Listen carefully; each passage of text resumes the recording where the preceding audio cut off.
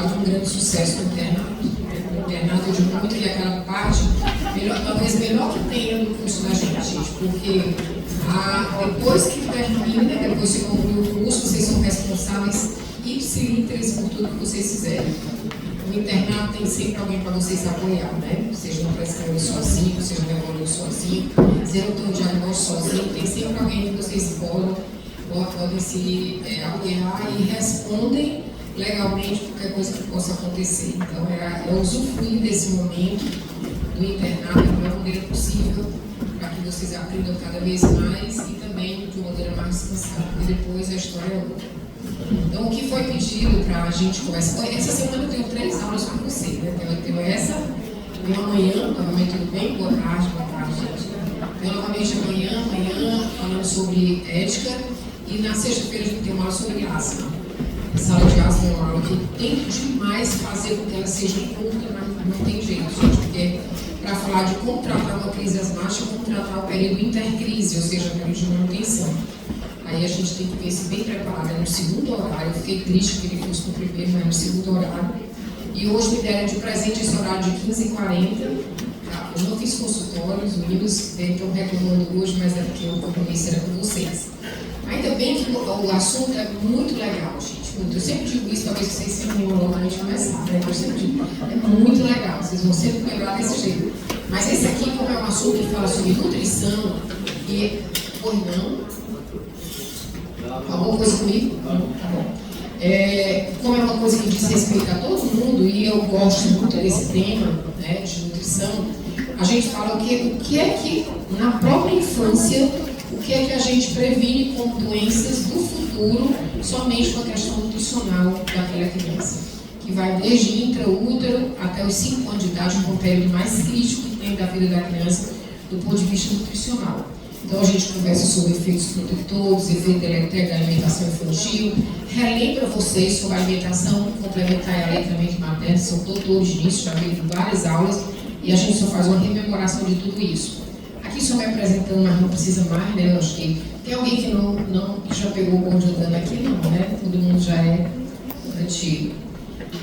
Então, quais são os nossos objetivos de hoje, gente? Conhecer a importância dos primeiros 2.200 dias de vida. Se nós estivéssemos falando dessa nosso bate-papo há um ano atrás, a gente está falando dos 1.000 dias de vida, que antigamente era assim, que era a nossa preocupação, era dos 1.000 dias de vida. Hoje, esses 1.000 dias se ampliaram para 2.200 dias, que é realmente aquele período crítico da vida da criança, onde você pode enveredar todos os esforços para a prevenção de doenças no futuro. Debater sobre esses fatores protetores do aleitamento materno, só relembrando. Vamos conversar um pouco sobre as especificidades das fórmulas lácteas, que é uma coisa que a pediatria mais tem dificuldade, porque quando a gente está se familiarizando com uma fórmula láctea, aparece uma outra, todas tentando se aproximar cada vez mais do aleitamento materno, mas estão a 1000 anos-luz, nunca mais consigo com toda certeza. Mas eles estão tentando aperfeiçoar e a gente vai ficar procurando saber exatamente disso. Discutir sobre a alimentação complementar, quais são os alimentos recomendados, aquele que é mito, que a gente não deve oferecer de jeito nenhum, a gente conversa e avaliar os efeitos deletérios de algum desses alimentos. Então hoje, gente, é isso. Hoje são, em vez de 1000 dias, quais eram os nossos 1000 dias antigamente? Eram 270 dias da gestação, 365 dias do primeiro ano de vida e 365 dias do segundo ano de vida. Era até 2 anos, o que a ciência dizia que a programação metabólica era interessante até os 2 anos de idade.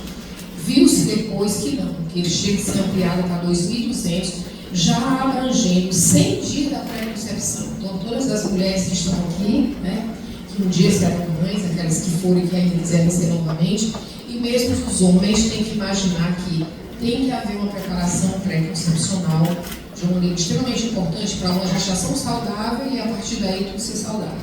São 270 dias da gestação, que já existiam antes, e hoje somam-se 1.830 dias, que vai do primeiro ano de vida até o 5º ano de vida, totalizando 2.200 dias.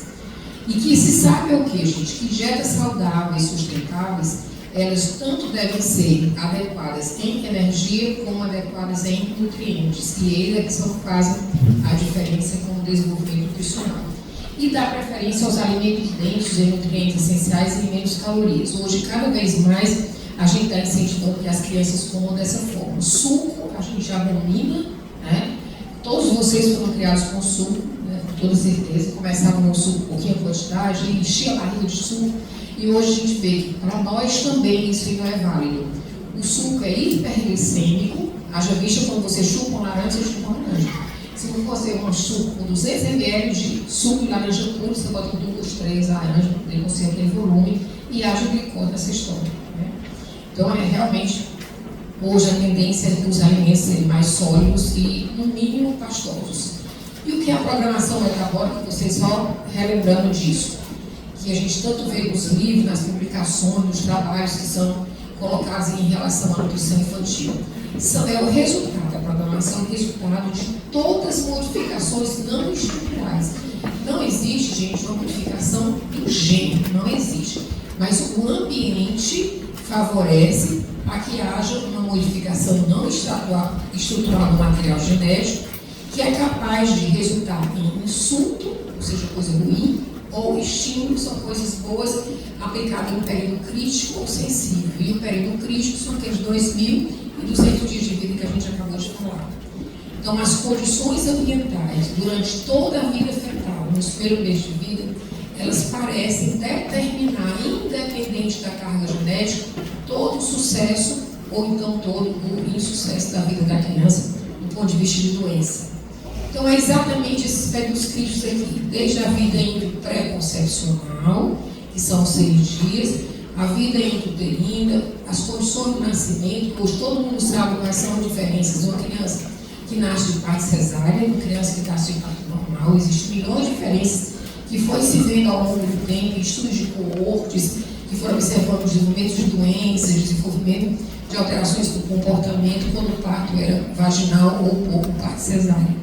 Então, todos esses mecanismos aqui são envolvidos, desde o efeito do ambiente, efeito dos sinais hormonais transmitidos por meio da placenta e o efeito dos sinais hormonais transmitidos pelo leite materno. Então, são todas essas etapas de vida da criança que fazem, então, esse chamado programação metabólica tão divulgada nos dias de hoje. E esse conceito, ele diz o quê, gente? Quando você tem uma mulher desnutrida, por isso que tem 100 dias pré-concepcional. Quando você tem uma desnutrição materna, outras anormalidades maternas e uma má perfusão placentária, como, por exemplo, a criança que nasce com retardo de crescimento intrauterino, são aquelas crianças que tiveram dificuldade momentânea de oxigenação, de nutrição, naquele momento de vida dele. Então, isso aqui são coisas que atrapalham muito. A criança tem uma desnutrição fetal, nasce com baixo peso, e aí vem um bombardeio de alimento. Quem de vocês já ouviu falar daquele bebê que nasce de baixo peso, 2,2 kg, 2 kg, 1,8 kg, e de repente você encontra aquela bolinha, né? Já bem gordinha. Aí todo mundo, olha que coisa linda, ele nasceu com um pouquinho mais desse jeito. É o grande perigo nessa história. O ganho de peso acelerado nos primeiros anos de vida da criança, que é uma coisa extremamente perigosa.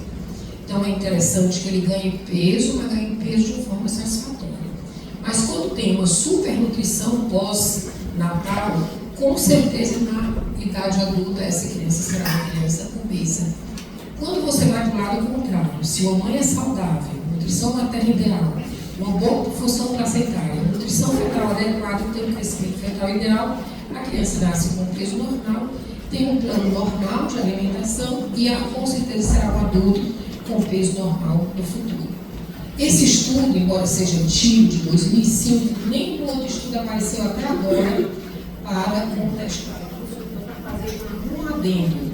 Foi um estudo, gente, multicêntrico, né? Vários países do mundo todo participaram, e aqui o Brasil participou através do Monteiro, que é uma pessoa com quem eu tive uma formação com ele durante muito tempo, é um grande pediatra e um grande nutrólogo infantil, e que participa de todos os estudos que dizem respeito à questão da nutrição infantil. O que esse estudo viu, gente? Quando a criança nasce, ela nasce com o IMC do nascimento em torno de 15. Tem essa rápida ascensão aqui, até o primeiro ano, a criança ganha a maior quantidade de peso, a maior quantidade de estatura, realmente no período de vida, ele tem esse boom quando chega ao IMC 16, 17. Depois ele entra numa fase de declínio, até por volta do 5º ano de vida, e depois ele tem um fenômeno de adiposidade, né? Quer dizer, um rebote adipositário, quando chega na adolescência, ele está chegando mais ou menos em 18,5. Se essa curva não se faz dessa forma, se, por exemplo, a criança tem um ganho ponderal precoce prolongado, não somente até 1 ano de idade, mas ele vai se prolongando, não tem esse declínio da curva, certamente ele terá uma chance de 2 a 3 vezes mais a ser uma criança de idade escolar e idade adulta com MC bastante alto, ou seja, com sobrepeso ou obesidade. Tudo depende. Esse fenômeno tem que ser um fenômeno natural. Regina, quando é que a gente consegue saber disso no consultório, né? Aqueles que forem fazer pediatria, por exemplo, como é que eles querem aquela mãe que acompanha direitinho? A gente tem uma quantidade, gente, de gramas que a criança deve aumentar em média por dia, no primeiro mês, no segundo mês, no terceiro mês, e ela vai declinando essa quantidade de peso que vai ganhando. Normalmente a gente faz aquele cálculo de 25, 30 gramas por dia no primeiro ano de vida, no primeiro mês de vida, depois ele vai entre 20 e 25, menor do que 20 já é um peso inadequado. Quando você evolui essa criança através do curso de puericultura, você já vai logo se atentando que aquela criança está aumentando maior quantidade de peso para aquela faixa etária dela. Então você começa a ficar de olho naquela criança, cuidado com a alimentação. Não resta, mas ela só mama. Como é que é a alimentação da mãe? A alimentação da mãe é hipercalórica, aquela mãe ela dá realmente o peito, né, de maneira que a criança se sacia, ela fica de vez em quando no peito, não mama, leite posterior, por isso está sempre com fome. Então essas questões a gente vai ver no acompanhamento de puericultura, a ponto de deixar que aquela criança não chegue a esse fato de chegar a ter 2 ou 3 vezes maior probabilidade de ser um adolescente ou um adulto obeso por conta de uma má nutrição, por conta de uma nutrição inadequada nos primeiros 3 anos de vida, né? Isso é que a gente tem essa preocupação.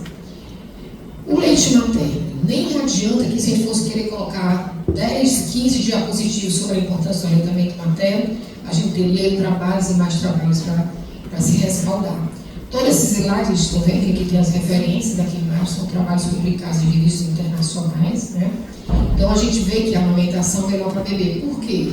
Diminui a morbidade, diminui a mortalidade por doença infecciosa. Por quê? Porque tem uma grande quantidade de imunoglobulinas, risco de infecções gastrointestinais, risco de infecções do trato respiratório, doenças alérgicas, risco menor de sobrepeso e obesidade. Por quê, gente? A criança, quando ela só mama, ela é autossuficiente naquela mama. Ela não chega no momento, ela solta.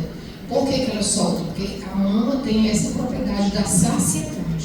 Quando a criança se alimenta de fórmula, a mãe vai de acordo com o que tem na lata, ou ela faz um cálculo dela, diz que ele tem que o meu vizinho é assim, ele toma 180 ml de leite 3 em 3 horas, ela fica nessa tentativa.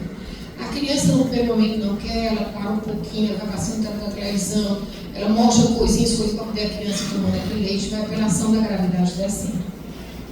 Como a amamentação é uma coisa que dá mais trabalho, pela sucção que é mais lenta da criança, exige mais esforço, ela tem um dom da necessidade. Quando ela não quer mais, ela para, joga o peito e não quer mais de jeito nenhum. Não há nada que ela volte atrás. Então, ali mesmo, ela vai ter uma autorregulação do seu ganho calórico, né?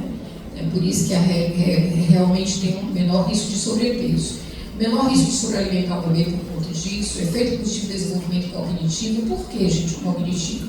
Lá na frente vai ver nas fórmulas, hoje a Nestlé, por exemplo, eu digo, as 2 maiores grandes fabricantes de leite, né, de produtos lácteos. A Nestlé hoje conseguiu um avanço um pouco maior do que a Danone conseguiu, que é na questão de retirar e sintetizar os HMOs, que a gente vai ver já o que é, qual o seu fator protetor e que faz a diferença na vida da criança. Mas ela conseguiu, quanto que o leite materno tem centenas de HMOs, a indústria conseguiu isolar somente 3 até agora. E esses 3 ela está conseguindo colocar nos leites que são leites considerados fórmulas lácteas, né? Mas é difícil. Mas enquanto a mãe está amamentando, gente, ela está, olha, essa interação olho no olho, a gente sabe que essa distância de 20 centímetros entre o olho da mulher e o olho da criança é aquela interação que não existe quando você está dando uma mamadeira, que nem sempre é ela a mãe que dá. E ali ela está olhando se a unha está grande, se a unha está limpa. Chega a conversa com a criança, então é um momento de muita interação e isso facilita o desenvolvimento cognitivo e o desenvolvimento neuropsicomotor. E é também um grande fator protetor de diabetes, diminui o risco de diabetes tipo 2. Né? Então, ninguém discute a importância do aleitamento materno. Quando a gente vai para esse gráfico, mais um motivo para a gente pensar em aleitamento materno exclusivo até o 6º mês de vida. Aqui, gente, foi um estudo que foi feito, onde aqui nessa vertical a gente tem a prevalência de sobrepeso e de obesidade, e aqui você tem sobrepeso e obesidade. 12,6% das crianças que foram estudadas até os 5 anos de vida, essas aqui tiveram sobrepeso e 12,6% nunca tinha sido amamentado. Para aqueles que foram amamentados, essa prevalência era de 9,2%. Quando vai para a obesidade, do mesmo jeito, 4,5% para a criança que nunca mamou e 2,8% para as crianças que mamaram. Então, é indiscutível o fator anti-adipogênico do leite materno. Vocês podem reparar, duvido que vocês não tenham visto isso ainda. Criança que só faz mamar na mesma idade, e aquela criança que desde o início da vida é forma. Essa da forma é muito mais gordinha do que a que só faz mamar. A mãe às vezes, porque isso não engorda, como não engorda quando ela convence a ela de que o leite materno contém substâncias anti-adipogênicas, enquanto que a forma tem quantidade de gordura maior, quantidade de açúcar maior, por isso a criança tem uma probabilidade maior de ganhar peso. Aqui um dado que eu trouxe bem interessante, né?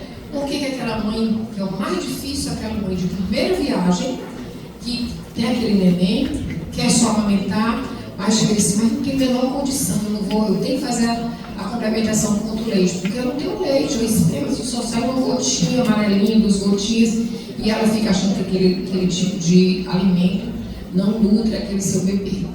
Esse estudo foi feito, gente, mostrando qual a concentração proteica do colostro, 2,09 por cada 100 quilocalorias.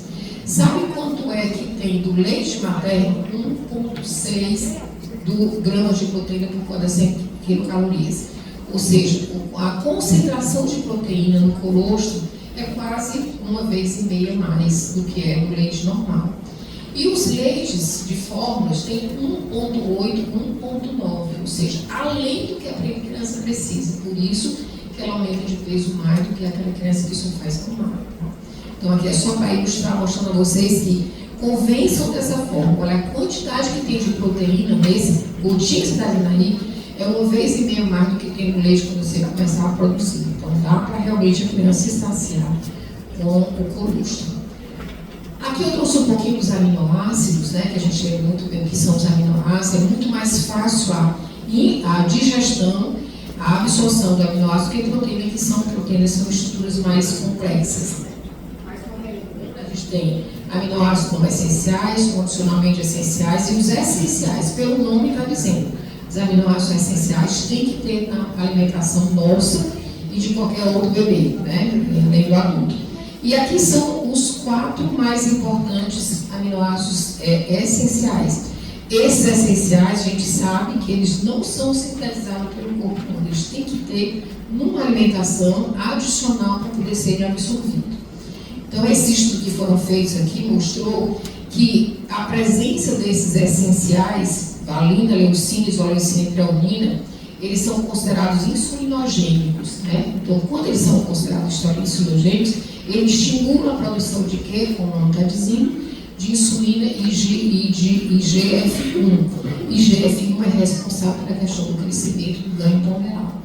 Então, contribui com o aumento das adipogênicos e o risco da obesidade. Então, os leites que a gente deve perceber para as nossas crianças, tem que ter muito cuidado com a quantidade que é adicionada desses aminoácidos que são essenciais para não resultar em risco de adipogênese. Uma característica importante do leite materno sobre a questão da proteína do leite é porque, como vocês sabem, o leite é dividido em 2 tipos de proteína, o soro e a caseína. Né? Todo mundo sabe disso? O soro tem a alfa-lactoalbumina e a beta-lactoglobulina. Então, a quantidade que tem de caseína do leite materno é bem menor do que tem a quantidade de caseína que tem no leite de fórmula. E a caseína, a gente sabe que é de toda a proteína do leite, é aquela que é mais alergênica, né? E que aí vem aquele grande problema da gente contar nossas crianças com muita alergia à proteína do leite de vaca. Então, quando você analisa a característica da proteína do leite humano, ela tem uma alta qualidade proteica e uma baixa quantidade de proteína. A qualidade é bem alta e a quantidade é pequena, que é o que a gente quer. Lembra que eu disse que no leite de forma em torno de 1,8, 1,9 gramas de proteína? Cada 100 kcal, no leite materno é 1,6, é menor. Né? Embora a qualidade dela seja bem maior. Facilita o funcionamento do sistema digestivo, porque tem um alto teor de proteína no soro do leite quando comparado à caseína. A gente vê já um diapositivo mostrando a vocês a diferença. Estimula o sistema imunológico, a proteína do leite materno faz isso, o que não faz no leite de vaca. Aí aqui tem, gente, sempre a grande novidade que tem sobre, talvez seja um algum que aconteceu nos últimos tempos, a questão desses HMOs. Quando vocês ouvirem falar leites que contêm HMOs, não é outra coisa senão o oligosacarídeo do leite materno. É o terceiro componente maior do leite materno. São esses oligosacarídeos chamados HMOs. Ele tem uma quantidade enorme no leite materno e a indústria só conseguiu sintetizar 3 dos centenas que tem no leite materno. Então, ele é o terceiro componente sólido mais abundante do leite materno. Eles agem nas questões anti-inflamatórias e anti-infecciosas. Daí a produção muito grande de anticorpos daquela criança que mama, por isso que ela tende a adoecer bem menos do que a criança da fórmula, e quando adoece, geralmente ela não morre, porque ela tem uma quantidade de defesa bem superior. Né? Então, eles são grupos essenciais de açúcar, eles são carboidratos, eles são considerados, gente, pré-bióticos. Vocês sabem a diferença de pré-biótico para probiótico, estão lembrando? Oi? Todo mundo sabe. Quer dizer? Probiótico é? O probiótico é o quê? É o que a própria bactéria, né? E o pré-biótico é que não contém o alimento. Perfeito. Então, aqui, na verdade, os HMOs, eles funcionam como pré-bióticos. São aqueles que você tem que realmente, nos alimentos, você tem que acrescentar e que tem uma função muito grande, né? Como barreira anti-infecção. Os pré-bióticos são extremamente necessários na vida da criança, principalmente pela questão do desenvolvimento neurocognitivo dela. Olha aqui a diferença, gente. Aqui é o leite materno, aqui é o leite de vaca. Olha o percentual de caseína que tem no leite materno, 30% contra 70% do soro de leite. Quer dizer, predomina mais de 2 vezes a quantidade do soro em detrimento da caseína. E o leite de vaca é o contrário, 77% é composto da caseína e somente 23% composto de soro, que é a mais saudável, realmente é o soro do leite em detrimento da caseína. Essa diferença de quantidade nunca a indústria conseguiu diminuir, porque quando ela diminui a caseína, ela perde em outra coisa. É coisas divinas mesmo, coisas de Deus, né? Ninguém consegue nem pouco se aproximar do que aquilo que o leite materno oferece para os bebês que são alimentados.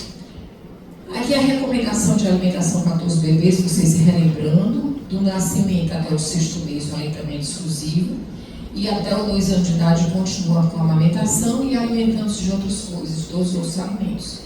Quando chega no 6º mês, tem a introdução da alimentação complementar, e aqui em vermelho que eu coloquei para vocês nunca esquecerem, sem leite de vaca até os 2 anos de vida.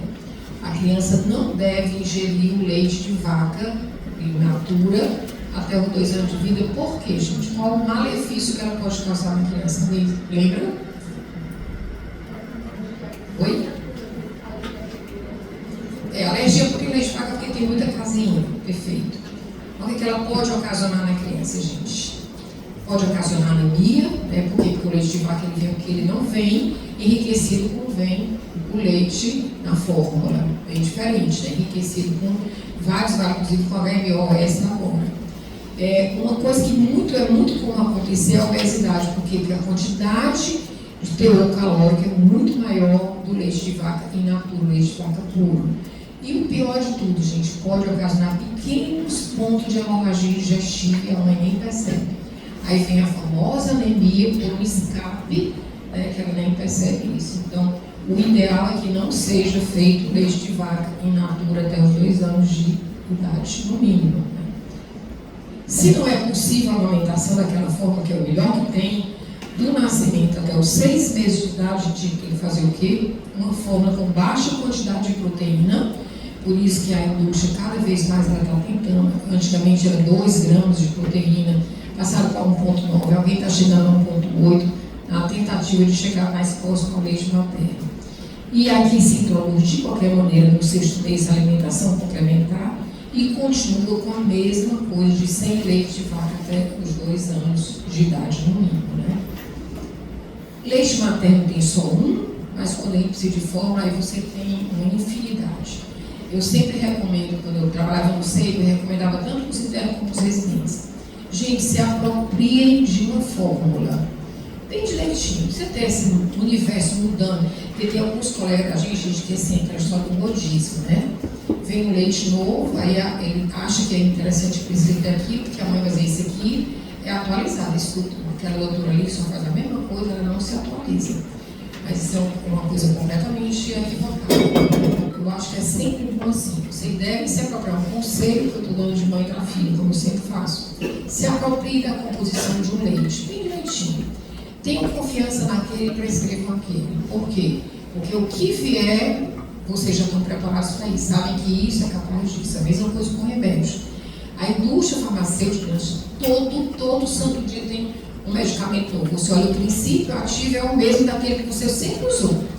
Mas aí tem aqueles colegas que a mãe chega no consultório com um medicamento, está tomando isso. Eu digo, mas o que é isso? Aí a senhora não sabe. Não, esse aqui é um medicamento novo. Eu abro meu celular e olho e vejo que é a mesma substância, a mesma composição de vários outros que tem no mercado há muito tempo. Mas aí vem aquela história que é diferente, né? Acha que realmente mostra conhecimento. A gente não tem a obrigação de estar atualizado com centenas e dezenas de... Agora ele está conversando quantos são lançados no mercado, né? Mas em relação à fórmula, em relação ao medicamento, ele tem muita certeza do que a gente está prescrevendo. Aí vem a história, só relembrando a vocês alguns conceitos dos pré-bióticos, né? Que a gente já viu, que são aqueles carboidratos que não são digeríveis, são aqueles que estão no próprio alimento da gente. Os HMO só são colocados como pré-bióticos. Os benefícios: alívio da constipação, diminuir o risco de osteoporose, da aterosclerose, e uma redução de risco, principalmente risco de câncer do trato gastrointestinal. Quando a gente vai para os probióticos, esses não, são os medicamentos mesmo, são organismos vivos que são capazes de fazer com que os níveis de colesterol total sejam diminuídos, o nível de LDL, que é a fração ruim do colesterol, também seja diminuído, melhoram a digestão das proteínas, aumenta a absorção de vitamina, promove a digestão da lactose, alivia a constipação. Então, os probióticos são extremamente necessários na vida da gente. Eu sempre recomendo, mãe, faça, né, a história que a gente utiliza, o Reuter, né, que é o famoso Colides, hoje tem o Floripa, são 2 que competem, que são aqueles que a criança começa a tomar logo na primeira semana de vida e é muito caro. Geralmente um frasco dá para menos de um mês. Aí eu sempre digo, olha, mãe, até no mínimo 3 meses de vida. Aí quando chego com 3 meses, ela disse, mas tem na lata, na dúvida, eu posso continuar? Pode continuar. E se você quiser comprar outro vídeo, você compra outro vídeo, com muito vídeo, fique não. Porque na verdade eles são probióticos que têm todos esses benefícios que podem trazer para a criança. Quando a gente fala até o 3º mês de vida, no mínimo, é porque tem vários estudos mostrando que o Reuter, que é o probiótico desses 2 medicamentos que eu acabei de falar, ele tem, mesmo a criança parando no 3º mês, ele tem um período até de 6 meses de atuação. Ele fica remanescente do organismo até 6 meses de vida da criança, que é um período bem razoável para a criança tomar.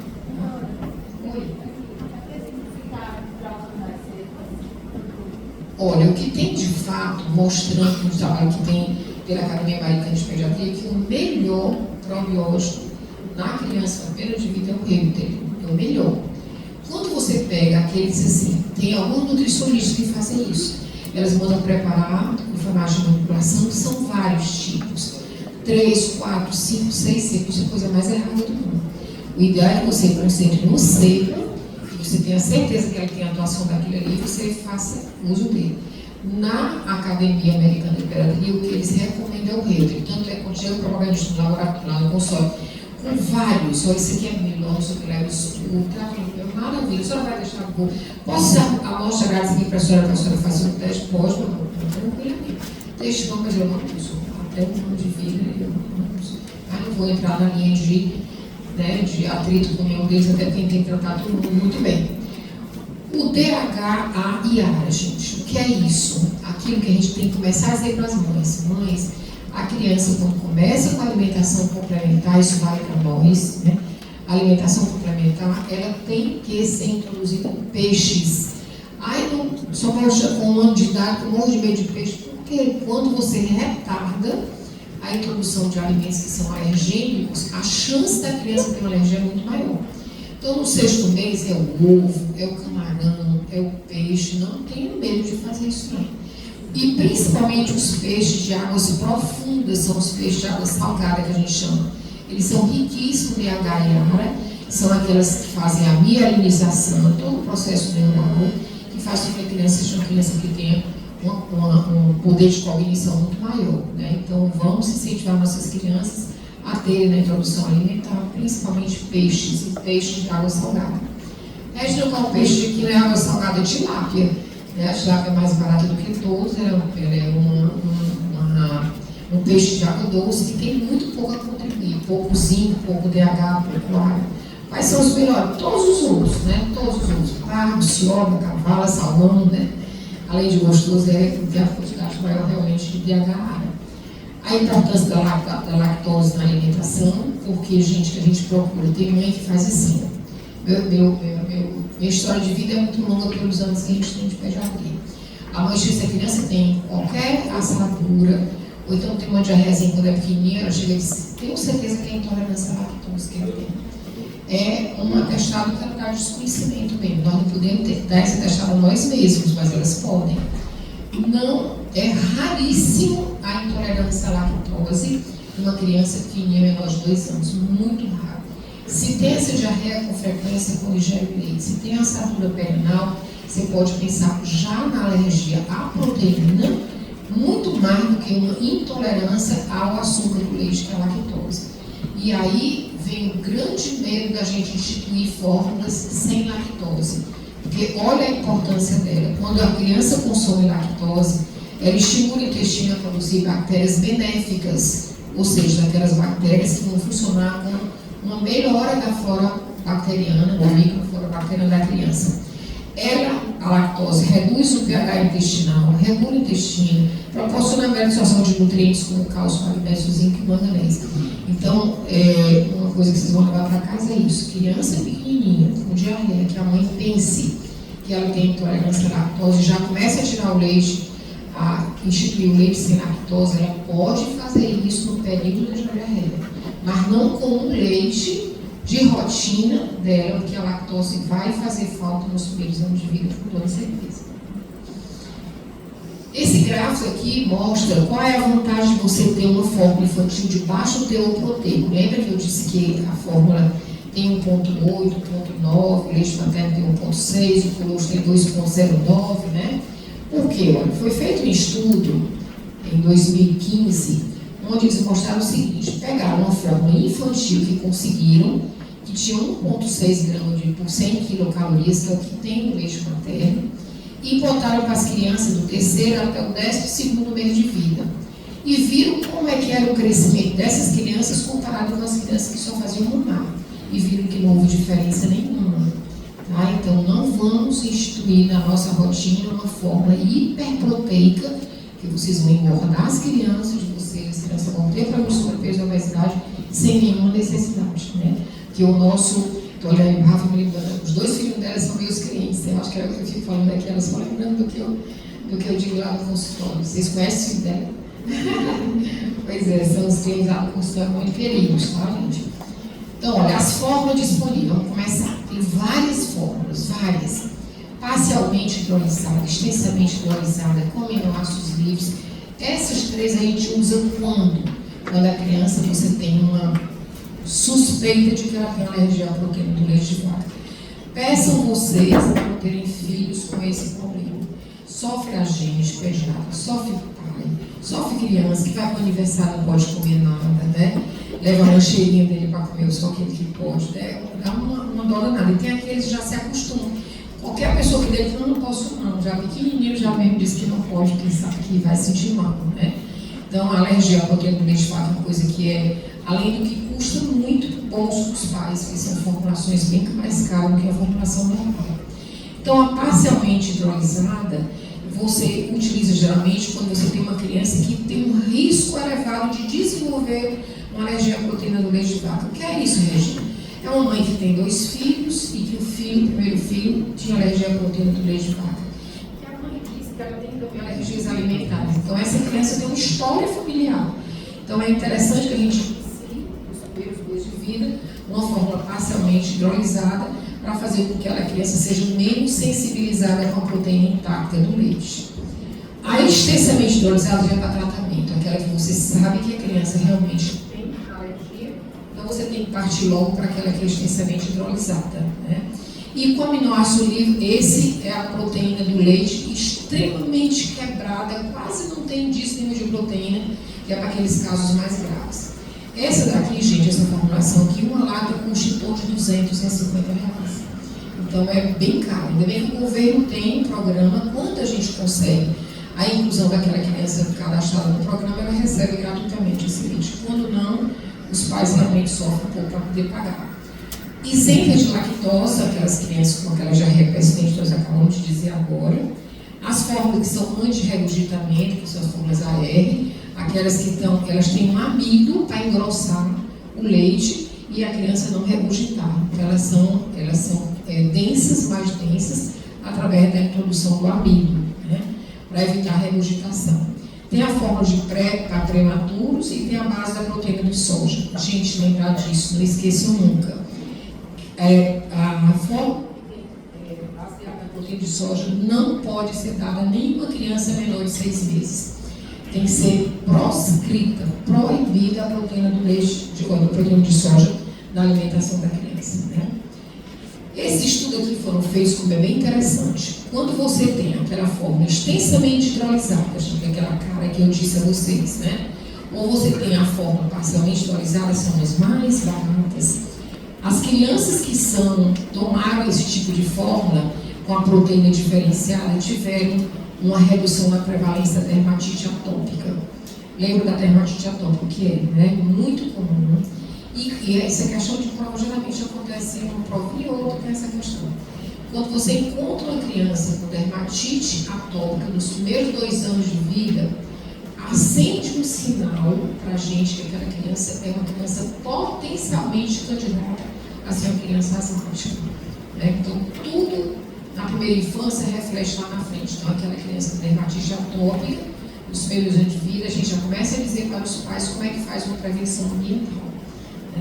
Como é que deve ser o ambiente do lugarzinho que ele dorme, como é que deve ser o cuidado com o colchão, como é que deve ser o cuidado com o ar, cuidado com pelos de animais, e assim por diante, para prevenir realmente que possa aparecer um asma no futuro. Então, aqui esse estudo mostrou que quando você utilizar essas fórmulas, dificilmente essa criança desenvolve a dermatite atópica. Uma outra vantagem também é quando você tem uma prevalência do período extremamente menor de asma, quando você usa também uma dessas 2 fórmulas.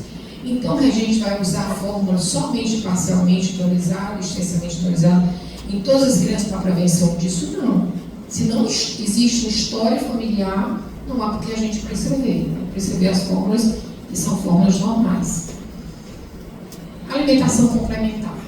Gente, está indo devagarzinho, está num ritmo legal, né? Então, foi feito um estudo mostrando que somente 35% das crianças que foram estudadas através do recordatório alimentar, essas crianças tinham consumido carne, somente 35% delas. Ou seja, 65% das crianças que foram estudadas não tinham ingerido carne nas últimas 24 horas. O consumo de frutas, também nessa idade, foi de 45% somente, ou seja, 55% das crianças não tiveram nenhum consumo de carne nas últimas 24 horas. Em compensação, a adição de açúcares, de cereais, achocolatados, uma deles, quando a criança usa o leite de vaca, 90% dessas crianças tinham ou açúcar, ou cereal, que é o mingau, né? Que elas adoram, achocolatado. E se a fórmula era infantil, 55%. No leite, para poder deixar um saborzinho melhor, sempre fazem isso. No leite da fórmula, fazem quando a criança não aceita o sabor, elas vão utilizando. Aí é onde começa a confusão, né? Olha aí, que coisa mais linda, né? Esse bebê, né? Eu me apaixono quando eu vou fazer essa história e fico louca. Então, esse é, na verdade, o que é alimentação complementar. Gente, é uma definição mundialmente utilizada, mostrando que é o momento em que outros alimentos, outros leitos são oferecidos à criança, além do leite materno. A criança tomou qualquer outro alimento, afora o leite materno, e isso é considerado como alimentação complementar. E aquela janela de oportunidade, que você pode evitar a malnutrição ou você pode acabar com a criança. Né?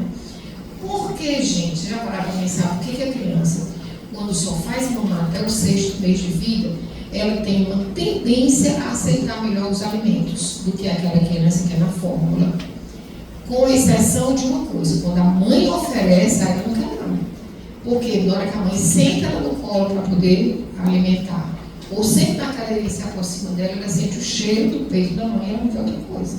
Mas quando a mãe pede alguém para fazer no lugar dela, né, para oferecer, ela se alimenta muito melhor. E por quê, gente? É muito óbvio isso. A fórmula tem sempre o mesmo sabor, né? O leite artificial tem sempre o mesmo sabor. O leite materno, ele troca de sabor nas 24 horas, de acordo com o que a mulher come. Então, muitos daqueles sabores da alimentação complementar, a ele já é familiar há muito tempo, porque já fazia parte da alimentação da mãe. Mais um motivo para a mãe se alimentar de maneira bem diversificada, para poder a criança ter uma aceitação melhor dos alimentos complementares. Então, era chamado antigamente essa alimentação complementar, dieta de desmame, alimentação suplementar, alimentação complementar, mas o nome realmente é alimentação complementar. Por quê? Porque você vai complementando o leite materno da vida da criança. Quais são os momentos mais críticos nessa fase aqui do lactente? Primeiro, a criança aceitar o leitamento materno exclusivo. Dá um trabalho danado. Segundo, é como você vai introduzir a alimentação, porque tem algumas crianças que também trabalham também. E o terceiro é fazer com que a criança coma os alimentos da família. A adequação à dieta da família. Tudo isso aqui é o que é correto, gente. A banana tem que ser comida assim, a maçã tem que ser, lógico, essa maçã eu estou imaginando que ela tenha sido bem lavada, né? Imagina que sim. O morango também, que a gente tem uma certa preocupação, que o morango tem uma riqueza de água tóxica muito grande. Então não é aquela dieta que você passa de princípio. As frutas tem que ser fruta da estação e da rotina da vida da família, né? Os grandes desafios para a criança era enfrentar novos sabores, por isso que o leite materno facilita, novos odores, que o leite materno facilita, novas texturas, no meu caso, ela tem que se alimentar de maneira progressiva, o líquido, o pastoso sólido. Necessidade de mastigação, que ela antes pegava tudo bem bom, né? Tudo uma vez. Aí, daquele momento, ela vai ter que utilizar-se da mastigação dela e os utensílios. Para os pais, como é que eu preparo, como é que eu ofereço, quando ele recusar inicialmente, como é que eu faço, reconhecer os sinais de saciedade e abolir as práticas inadequadas, correção, televisão, né, celular, que geralmente fazem tudo isso para poder a criança comer sem saber nem o que está comendo. Né? Quando chega com 6 meses, é aquele tão esperado momento, né, onde o leite materno já não supre mais a necessidade da criança. Aí tem que ter uma maturidade fisiológica da criança, tem que ter uma atenuação do reflexo de protusão da linha, que ele vinha sempre lá de fora, você mantém que corrigir muito cedo para poder sair, fazer com que ela expulse os alimentos, e a sustentação de tronco, gente. Então, se a criança não sustentar o tronco de jeito nenhum, nem por alguns minutos, aquela criança não pode começar a ter sua alimentação complementar. Ela tem que ter um mínimo de equilíbrio, de sustentação de tronco, para ficar na cadeirinha e começar a comer. Tá? De tudo isso aqui é o que a gente mais exige da mãe para essa preparação. E a criança se lambuzar mesmo assim, né? Aquela confusão, aquela mesinha da frente dela tem que ser bem lavadinha, porque ela vai colocar o alimento, ela está na mão. Tem até um vídeo que eu não sei se eu trouxe para vocês verem como é interessante. As orientações gerais, a criança tem que utilizar-se da cadeirinha apropriada ou no máximo colo. No local de refeição da família, nada de alimentar essa criança na frente da televisão, no quarto, na companhia dos pais, no ambiente tranquilo, sem recurso de distração e estimular a autonomia da criança, né? Tem que ser dessa forma aqui. Ela vai, começa assim, depois ela começa a se alimentar sozinha. A neofobia, né, que é aquela criança que não quer aceitar nada que seja novo, só aceita as mesmas coisas. E a neofobia já é uma característica que a gente vê já de orelha em pé, a questão do transtorno do espectro autista. A criança que tem TEA, ela tem neofobia, ela tem aquela criança que você já começa a andar com ela com uma certa reserva. E o tempo para se familiarizar com aquela comidinha de 10 a 15 tentativas, porque ela deixa resto, você vai de novo, aquela carinha de choro não quer, no dia seguinte você insiste mostrando que depois de 10 ou 15 tentativas ela começa a aceitar melhor. Comer bem é diferente de comer muito, né? Então, a alimentação ela tem que ser uma alimentação saudável, responsiva, atenção para aqueles sinalizações de fome e saciedade, duração máxima de 45 minutos. Olha aqui, gente, essa observação. Se você pega uma criança de 1 a 2 anos de idade, a necessidade energética dele é de 82 quilocalorias por quilo por dia.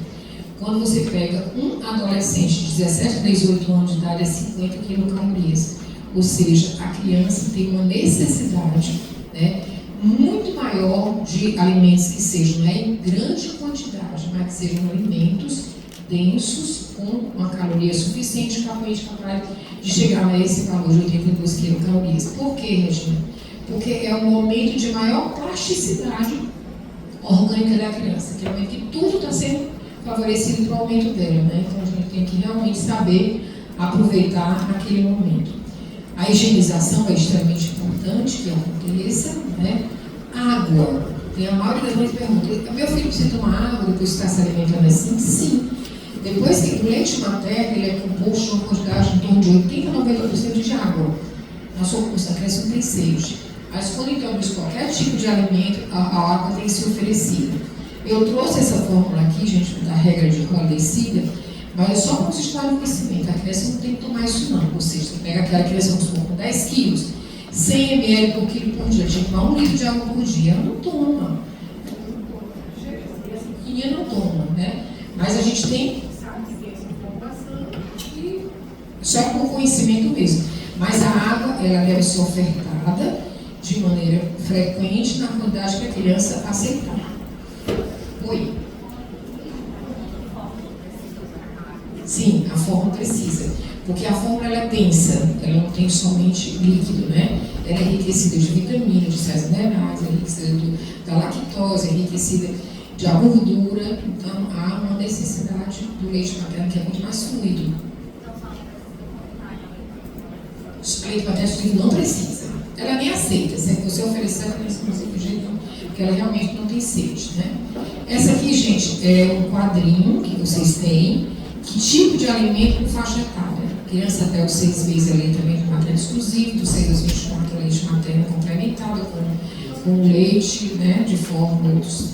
Aos 6 meses você introduz a primeira papa de fruta, a primeira papa principal que é o almoço, aos 7 meses a segunda papa de fruta, a segunda papa principal, de 9 a 12 meses de vida de transição para a comida da família. Então, a criança quando chega com 1 ano já come a comidinha da casa, porque já tem sal, não tem problema nenhum. Antes de 1 ano ela não come sal.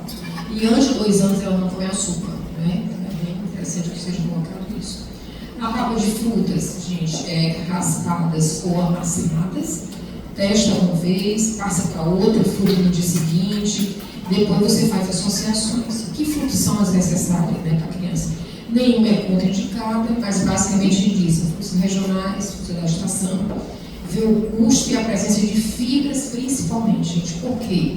A fibra é considerada como um prebiótico, né? Então é extremamente saudável e necessário na vida de todos nós. Tá? Por que evitar suco de fruta no primeiro ano de vida? Que é desmistificando, né, o que antigamente a gente prescrevia. Porque a fibra, o suco diminui o teor de fibra da fruta, prejudica o desenvolvimento da mastigação, induz a utilização de açúcar e facilita o ganho de peso. Então, quando você faz um suco de frutas para a criança, você, geralmente, se você faz um suco de uma fruta bem docinha, como de melancia, a criança é preciso comer uma parte bem grande da melancia para saciar a fome dele com 100, 120 ml do suco. Se você faz dessa forma aí, como deve ser feito, a melancia partida, a fatia, e ele vai, enfia a boquinha ali, ele vai sugando e não tem perigo de se engasgar de jeito nenhum. Então, o suco, vocês podem desistir dele, tá, gente? A papa principal, né, são misturas múltiplas. terminologia correta, gente, do almoço, do jantar é prato principal ou comida de panela. Tá? Dessa forma, a gente não utiliza outra terminologia mais, né? A composição, isso aqui é fantástico, vocês viram no pratinho da criança como é que a mãe deve fazer essa distribuição da composição alimentar. Ela coloca no prato, geralmente os pratinhos eles são assim, ou eles são aqui, tem uma parte que é a metade e uma parte dividida em 2/4, né? Uma verdura, que está bem aqui, qualquer verdura vocês podem colocar, um ou dois tipos de legumes ao lado. Na outra parte você coloca a proteína, que está aqui, a leguminosa, que é o feijão, e aqui você coloca o tubérculo, arroz, macarrão, batata, inhame, macaxeira, isso são tubérculos que substituem e funcionam como carboidrato. Né? Então, hoje, no mundo todo, a gente sabe que quando você opta por 2 tipos de legumes, você bota cenoura, beterraba, chuchu, né? Uma verdura, uma dessas daí, uma proteína de origem animal. Olha aqui, gente, o porco, não tenho medo de prescrever carne de porco para criança. A carne de porco tem um maior teor de ferro muito maior do que a carne bovina, não tem problema. Lógico que tem que saber a procedência dessa compra dessa carne de porco. Por muito tempo não se fazia com medo da atemia, da cisticercose cerebral. Hoje em dia, quase praticamente não tem isso. A não ser que seja aquele porco de abate de quintal, que nossas crianças não vão comer esse tipo de coisa, né? Mas peixe, víscera, ovo, as leguminosas, uma opção no almoço, né? Qualquer um daí, ou feijão, ervilha, grande bico, lentilha, soja, vagem, e assim por diante. Esse quadro aí vocês levam, quando vocês tiverem os seus bebês, sabendo como é que vocês devem fazer. Essa daqui é o prato, que é padrão no mundo todo, que é o high plate, né? Aquele que eu disse, ó, gente, que às vezes ele vem separadinho aqui. Então, na metade do prato são legumes e verdura, beterraba, brócolis, tomate, cenoura, pepino, berinjela, agrião. Esse 1/4 aqui vai o cereal, o tubérculo, arroz, macarrão, o pão, a batata, a macaxeira. E esse outro 1/4 divide entre o feijão e a carne, tá? É mais ou menos essa porção que a gente coloca no pratinho da criança para ser uma criança bem alimentada. Aqui eu trouxe para poder vocês também terem conhecimento da quantidade fechada, vai muito de acordo com a aceitação da criança, sabendo que tem que ser feito dessa forma. O ferro, gente, essa tabelinha aqui é muito importante para vocês. Eu fico agradecido com aqueles que constroem na sala, tá? A gente precisa dizer isso. Muitíssimo obrigada por vocês estarem na sala. Que existe uma coisa que é ruim para o professor, a gente fica até mais tarde à noite, preparando uma aula, né? Traz a informação melhor para vocês, vai sair mal nenhum, primeiro, eu acho isso um ato de deselegância. E, segundo, para vocês, eu deixo aqui meu agradecimento. Mas aqueles que precisarem sair, podem sair, tá? Embora seja que é um ato de deselegância, mas que a elegância não é para todo mundo, né? Aqui, gente, então aqui a quantidade de ferro. Aqui eu trouxe para vocês entenderem por que a gente tem que vontade de fazer as coisas de forma correta na criança. Por que as carnes, gente, são as mais importantes com o teor de ferro? Que são aquelas que contêm a maior quantidade de ferro mesmo. Olha a carne bovina, você tem 4 miligramas para cada 100 gramas de carne, só de ferro. A suína 3,2, os peixes é uma quantidade bem menor, a galinha também pode esperar, mas as carnes vermelhas são nosso roquete. As vísceras, olha a quantidade de ferro que tem no fígado bovino, no coração, na língua, no miúdo de galinha. Quantidade enorme. Só que desse aqui a gente não está falando do ferro, está falando da gordura. Porque você não vai se empanturrar de fígado bovino, de empanturrar de coração de frango, que tem, sabe, que tem um alto teor de colesterol, né? Mas tudo em pequena quantidade, principalmente colocando 100 gramas. Olha o ovo, gente, tem 2,3 na gema e 2,2 no inteiro quando você faz com cheio, né? Olha o leite humano, tem 0,5. Olha o leite de vaca, 0,1. Por que não fala leite de vaca, né? E aí eu vou me beber no restante, porque vocês vão ficar com a aula que já foi copiada para vocês, tá? O modo de preparo bem cozido, consistência pastosa, amassada, usar óleo vegetal, nada de óleo animal, né? Aí uma vez, no momento dizer que era a melhor coisa do mundo era você utilizar banho de porco. Não sei se vocês chegaram a ver isso aí, que era o mais saudável que era banho de porco. Aí a mãe falou, Gerente não consigo comprar banho de porco no Mercado Central, no Mercado Central. Mas para quem ama banho de porco? Não, porque ele disse que agora é melhor para a gente colocar, né? Minha filha, pelo amor de Deus, a banho de porco você vai fazer nunca do seu filho, a não ser que você assuma a responsabilidade do estrago que não deixa de ser criança. Né? Então o óleo tem que ser vegetal e eu vou já mostrar qual é o óleo melhor que tem, tá? Os temperos não devem ser industrializados, sem adição de sal até 1 ano de idade. E nunca adoçar ou acrescentar leite, nenhum tipo de alimento que seja complementar. Né? Qual óleo utilizar? Leite de soja ou de canola, são os dois melhores. E por que eles são melhores, gente? Olha a quantidade de ômega 3 que tem na canola, 9,3, é o campeão. Né? Porque tem esse aqui de couza, mas a gente não utiliza, gente, coisa mais rara do mundo. Eu fui estudar o que era esse óleo de couza com planta, que não é em todo lugar que dá, são pequenas regiões do país, são no norte do país, e que há uma controvérsia muito grande se ele é tóxico ou não. Embora tenha trouxe mais para demonstrar que ele tem um alto teor de ômega 3, mas se a gente tem o 9,3 da canola, o 2,6 da soja, e a família pode comprar o canola, melhor o canola mesmo do que a própria soja, né? Embora a soja não seja nada, tá? Como é que você previne a obesidade? A gente termina essa aula agora, eu disse sim, vai terminar antes, gente. Estou só olhando para a questão na hora, com 10 para 4, né? Como é que você previne a obesidade, gente, né? Através do papel da alimentação?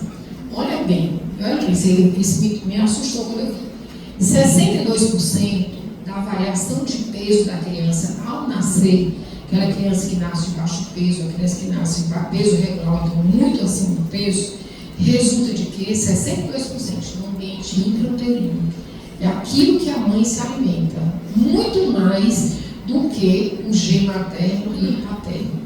Mãe gorda, ela é muito mais capaz de exercer um ganho de peso inadequado da criança durante a gestação, muito mais do que o pai, muito não, mais do que o pai, 20% ao materno, 18% ao paterno. Mas 62% é ocasionado pela dieta da mulher enquanto gestante. A ingestão alimentar elevada no início da vida, depois que a criança nasce, programa altas concentrações de leptina e insulina. O que é que faz a leptina e a insulina, gente? Eleva o patamar de saciedade. Então, quanto mais a criança come, menos ela acha que está satisfeita, né? Porque tem um alto teor de leptina e de insulina. Às vezes eu disse, eu tenho a impressão que eu tenho isso aqui bem alto, eu já usei insulina normal, a minha leptina deve ser alta, porque tudo que me oferece eu quero. Se eu terminar de almoçar e chegar e assim, Regina, eu vou bem ali, tem um restaurante meu lá, se você me chamar, eu vou e eu sou capaz de me acompanhar. Por isso que a minha leptina deve ser, meu patamar de ansiedade é muito elevado, né? E, então, na verdade, o que tem que ter cuidado são os alimentos que são ricos, principalmente os insulinogênicos e aqueles que são ricos em leptina, né? O consumo de proteína também mais elevado nos primeiros 2 anos de vida, a gente já viu que associa-se ao maior ganho de peso, maior IMC, maior adiposidade aos 8 anos de vida. Então, temos que ter cuidado com a quantidade de proteína, principalmente nos 2 primeiros de vida. E a associação do baixo peso ao nascer, com ganho de peso acelerado nos primeiros anos de vida, que no comecinho, a gente tem um alto risco de doenças crônicas não transmissíveis, principalmente a obesidade. A necessidade proteica para crianças de 3 a 4 meses é 1,1 grama por quilocaloria por dia, a necessidade proteica. Do leite materno, ela vai de 1,2 até 1,6 e vai diminuindo até o 4º mês de vida. Então, por isso que quanto menor o teor proteico, com a boa qualidade, melhor. E no Brasil, o conteúdo proteico das fórmulas infantis, gente, vai de 1,8 a 2,6. Ele já é mais elevado que o leite materno, mas o que a indústria conseguiu fazer até agora de melhor são os leites com essa concentração de 1,8 gramas de proteína por 100 quilocalorias. E aquelas formas de segmento, aquelas crianças acima de 1 ano de idade, tem 2,2 a 2,4. E o leite materno reduz em 20 a 25% o risco de obesidade. A única recomendação atualmente, que a gente sabe durante a gravidez, é que não tem necessidade das mulheres deixarem de consumir objetos ou alimentos alergênicos, pensando que se ela consumir, a criança que vai nascer vai ter alergia. Não existe. Além da dieta materna, quando você introduz a alimentação complementar e alimentos alergênicos precocemente, logo a partir do 6º mês, a chance daquela criança apresentar uma alergia é bem menor. Eu tenho 9 netos, gente, 9, né? Lá em casa estourou um candininho, porque chega no final de semana lá em casa, ele está todo lado. E aí, os meus netos, todo mundo chega com 6 meses, 6 meses e meio, tudo é muito camarão. As mães falam assim, mamãe, tem certeza que eu estou com as crianças que eu estou ficando garagem, né? Tem certeza? Eu digo, tenho certeza, eu acho assim. Pega o camarão, cozinha na hora de colocação, gosta de cozinhar, parte os pedaços pequenininhos, coloca e vai experimentando devagarzinho. Gente, nenhum deles nunca teve alergia, nunca, nenhum deles. E as mães são bastante alérgicas.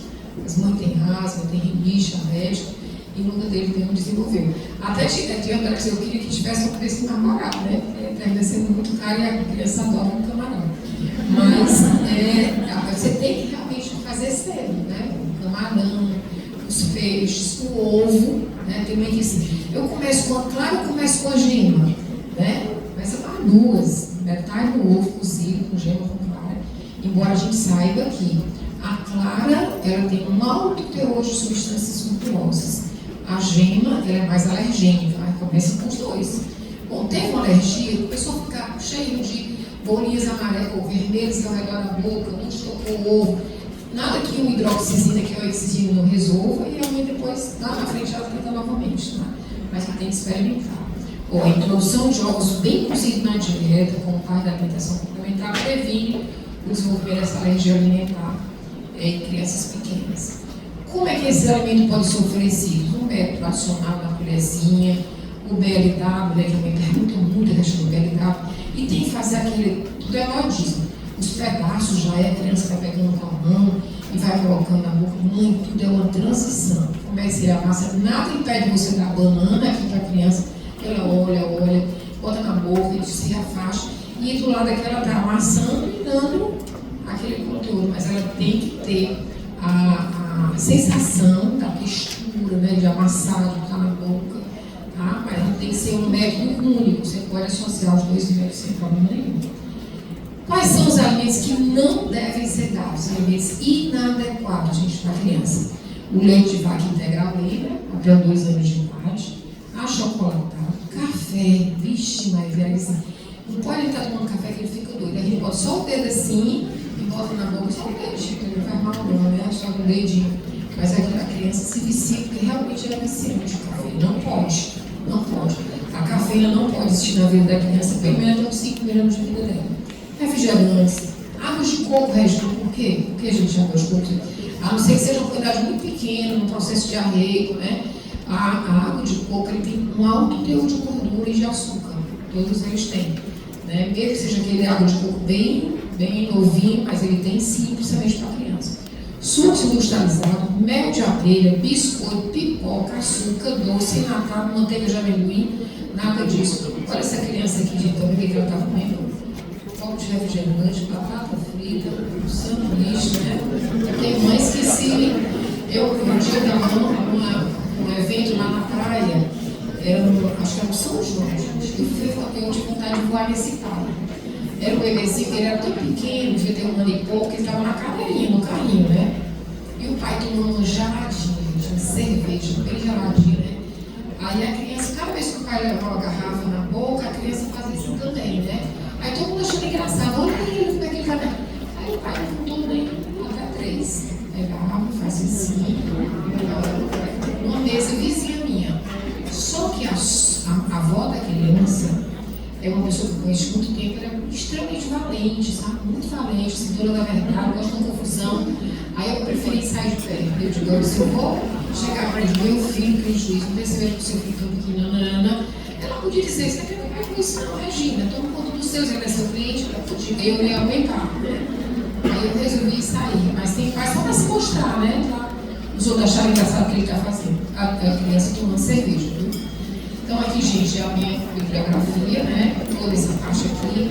Mas a aula tem tudo, tá? Aqui, gente, olha aí, tá? Como é que é a história das crianças, né? E ali ele vai.